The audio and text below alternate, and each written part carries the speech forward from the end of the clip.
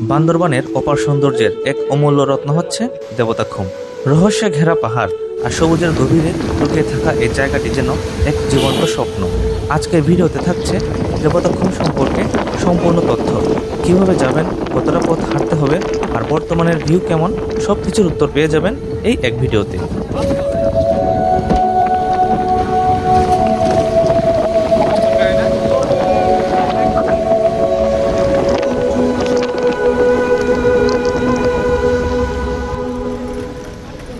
দেবতাখুমে যেতে আপনাকে প্রথমে পৌঁছাতে হবে বান্দরবানে। ঢাকা থেকে সরাসরি বাসে বান্দরবান আসা যায়। নন এসিতে ভাড়া প্রায় 850 টাকা এবং এসিতে ভাড়া প্রায় 2000 টাকা। পরামর্শ থাকবে সকাল সকাল দেবতাখুমের উদ্দেশ্যে রওনা দিন, কারণ বর্তমানে দুপুর 1টার পর সেখানে প্রবেশের অনুমতি দেওয়া হয় না। বান্দরবান শহরের রাজার মাঠ থেকে শেয়ার বা রিজার্ভ সিএনজিতে দেবতাখুম যাওয়া যায়।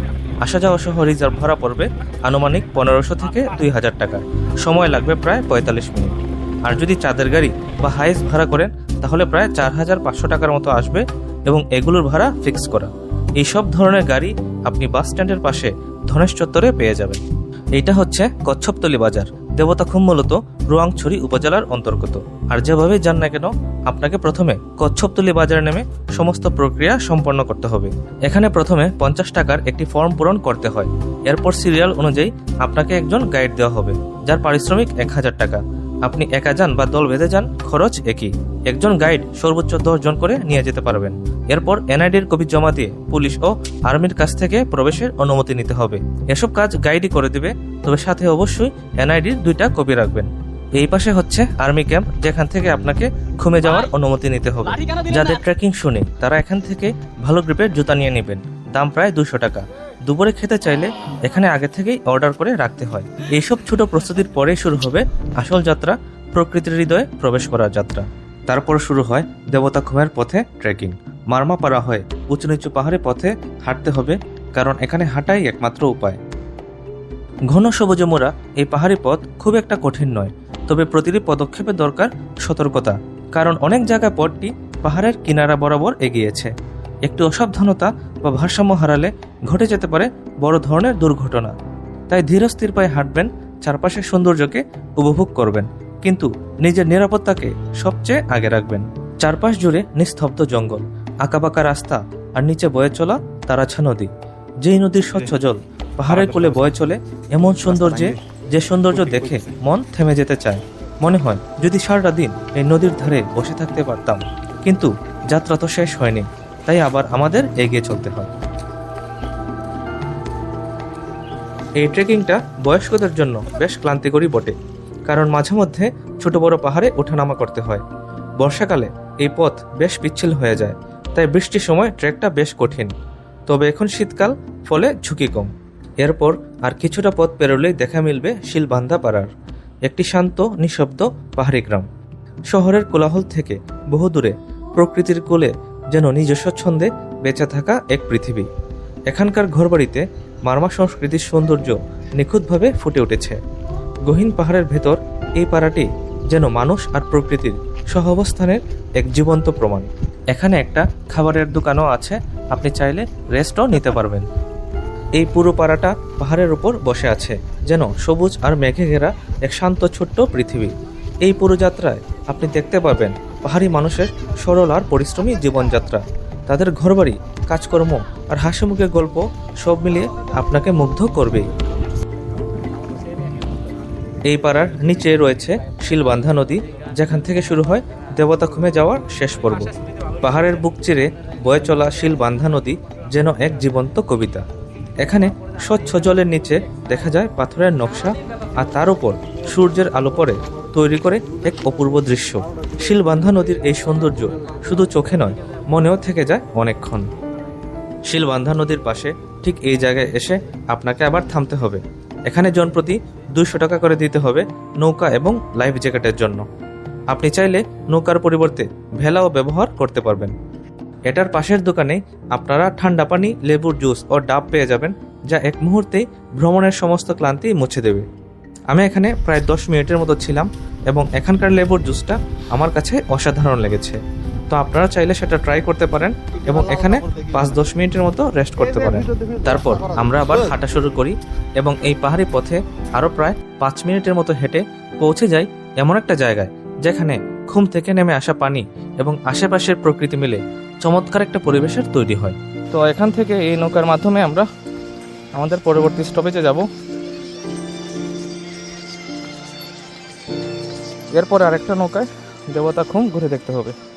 এখান থেকে নৌকায় ছড়াটা পার হতে হয়, তারপর আবার কিছুটা পথ পায়ে হেঁটে এগোতে হয়। মনে রাখবেন এই অংশের কিছু জায়গা বেশ পিচ্ছিল, তাই সাবধানে চলা অতীব জরুরি।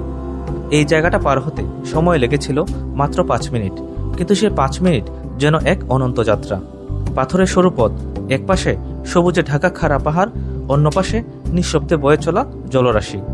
মাথার উপরে ঝুলে থাকা লতাগুলোর ফাঁক দিয়ে সূর্যের আলো যখন পানিতে পড়ছিল, মনে হচ্ছিল আমি হয়তো কোনো রূপকথার ভেতর হাঁটছি। চারপাশ এতটা নিস্তব্ধ, অথচ এত জীবন্ত, মুহূর্তেই ভুলে গিয়েছিলাম আমি কে, কোথা থেকে এসেছি। মনে হচ্ছিল এই পথটাই হয়তো অন্য এক জগতে যাওয়ার দরজা। এখানে প্রতিটা পা দেওয়ার সঙ্গে মনে হচ্ছিল আমার আর পৃথিবীর মাঝে দূরত্ব বাড়ছে। চারপাশে আলো ছায়ার খেলা, জলের গন্ধ আর নিঃশব্দ বিস্ময়, সব মিলিয়ে যেন এক মায়াবী ঘোর। মনে হচ্ছিল ইচ্ছে করলে এখানেই চিরদিনের জন্য থেমে যাওয়া সম্ভব।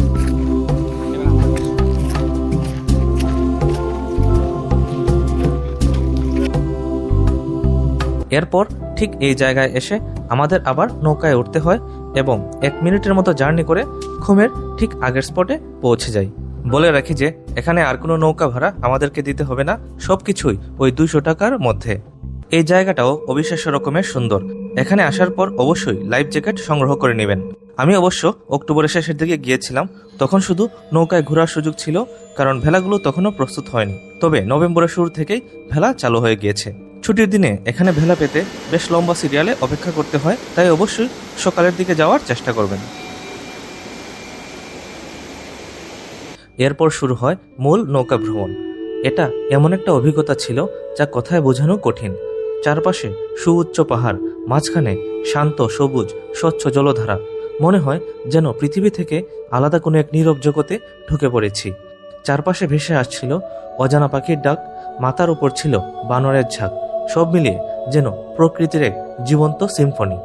এই নিস্তব্ধতা, এই গভীর শান্তি আমাকে আমার জীবনকে নিয়ে নতুনভাবে অনুভব করতে শিখিয়েছে। এই দেবতাখুম একসময় স্থানীয় মারমা ও বোম জনগোষ্ঠীর কাছে এক রহস্যময় স্থান হিসেবে পরিচিত ছিল। তারা বিশ্বাস করত এই খুমের গভীরে এক দেবতার আত্মা বাস করেন, যিনি পাহাড় ও বনভূমিকে রক্ষা করেন। খুম শব্দটি স্থানীয় মারমা ভাষা থেকে এসেছে, যার অর্থ গভীর জলাধার। স্থানীয়ভাবে প্রচলিত কথা অনুযায়ী একবার এক মারমা শিকারী এখানে একটি বিশালাকার আকৃতির কচ্ছপ সদৃশ প্রাণী দেখতে পান, যাকে তিনি দেবতার রূপ ভেবে পূজা করেন। সেই থেকেই জায়গাটির নাম হয় দেবতাখুম। বহু বছর ধরে এটা স্থানীয়দের কাছে পবিত্র ও নিষিদ্ধ এলাকা হিসেবে বিবেচিত ছিল। কেউ সহজে খুমের ভেতর প্রবেশ করতে পারত না। পরে 2010-এর দিকে ধীরে ধীরে এটা প্রকৃতি প্রেমীদের কাছে পরিচিতি লাভ করে। সামনের এই জায়গাটাতেই প্রতিদিন সকালে স্থানীয়রা দেবতাদের উদ্দেশ্যে পূজা করে, তাই এখানে পর্যটকদের নামা সম্পূর্ণ নিষিদ্ধ, এটা অবশ্যই মাথায় রাখবেন। তারপর একটু একটু করে আমরা খুমের গভীরে পৌঁছে যাই। মনে হচ্ছিল যেন রহস্যময় প্রাচীন কোনো এক জগতে প্রবেশ করেছি। প্রকৃতপক্ষে দেবতাখুমের সৌন্দর্য কল্পনারও বাইরে। আপনার বারবার মনে হবে যেন অলৌকিক অতিপ্রাকৃত কোনো স্থানে এসে পড়েছেন।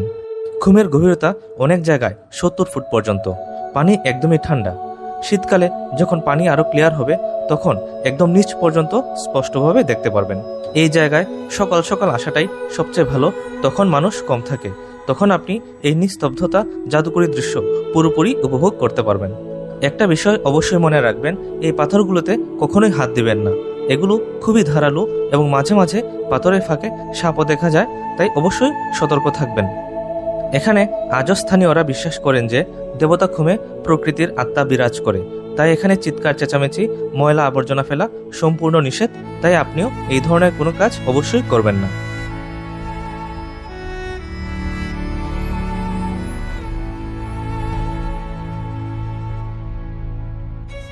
এরপর ধীরে ধীরে আমি পৌঁছে যাই খুমের গভীরের একদমই ফাইনাল স্পটে, যেখানে নৌকা বা ভেলায় আর এগোনো যায় না। গিরিখাত এখান থেকে আরও দূর পর্যন্ত বিস্তৃত, কিন্তু সেই পথ আর নিরাপদ নয়। এই জায়গায় এসে মনে হয় যে আমি যেন পৃথিবীর সমস্ত শব্দ তাড়াহুড়া থেকে বিচ্ছিন্ন হয়ে গেছি। দুই পাশে সুউচ্চ পাহাড় আর মাঝখানে ঠান্ডা স্বচ্ছ জলধারা। মনে হচ্ছিল আমি যেন পৌঁছে গেছি প্রকৃতির হৃদয়ের একদমই গহীনে। ঘুমের গভীরে এই জায়গায় এসে মনে হয় যে পাহাড়ের বুক চিরে পানি যেন নিজের শক্তি দেখাচ্ছে। স্রোতটা অনেক বেশি তীব্র, ঠান্ডা পানি, ভেজা বাতাস আর চারপাশের কালো পাথর সব মিলিয়ে এখানে এক অদ্ভুত অনুভূতি তৈরি হয়।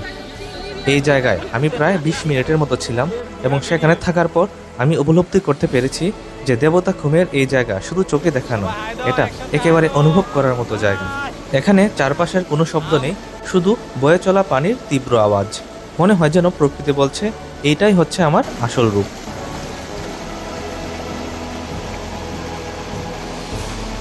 আরেকটি বিষয় মনে রাখা জরুরি যে যদি আবহাওয়া খারাপ থাকে বা বর্ষাকালে আসেন, এই জায়গায় বেশি সময় অবস্থান করবেন না, কারণ পাহাড়ি ঢলের সময় এখানে আশ্রয় নেওয়ার সুযোগ নেই।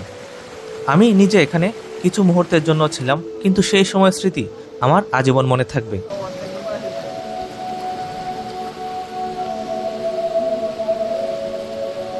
দেবতাখুম প্রকৃতির অপূর্ব এক খণ্ড, সৌন্দর্যে বাংলাদেশের সেরা জায়গাগুলোর মধ্যে একটি। তবে যেহেতু এটি পাহাড়ি দুর্গম এলাকা, তাই আসার আগে অবশ্যই আবহাওয়ার খোঁজখবর নিয়ে আসবেন। আশা করি এই ভিডিওটি দেখার মাধ্যমে দেবতাখুম সম্পর্কে আপনারা একটি পরিষ্কার ধারণা পেয়েছেন। ভিডিওটি ভালো লেগে থাকলে অবশ্যই চ্যানেলটি সাবস্ক্রাইব করবেন। আর আপনাদের যদি গাইডের নাম্বার দরকার হয় তাহলে অবশ্যই কমেন্টে লিখবেন, আমি রিপ্লাই গাইডের নাম্বার দিয়ে দেব।